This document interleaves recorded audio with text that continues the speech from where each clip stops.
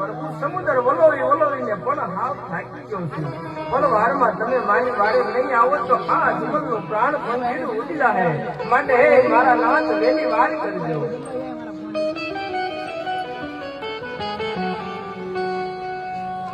અત્યારે મારો લાગેલો ભગત રાધા અજમલ સમુદ્ર ની અંદર ડૂબવા લાગ્યા. સમુદ્ર વલોઈ વલોઈને સાવ થાક્યા.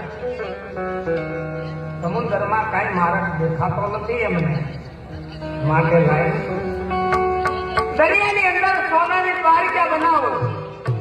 સોનાના બેડા લઈ પણી હારીને પાણી ભરવા મોકલું. કર લંબાવી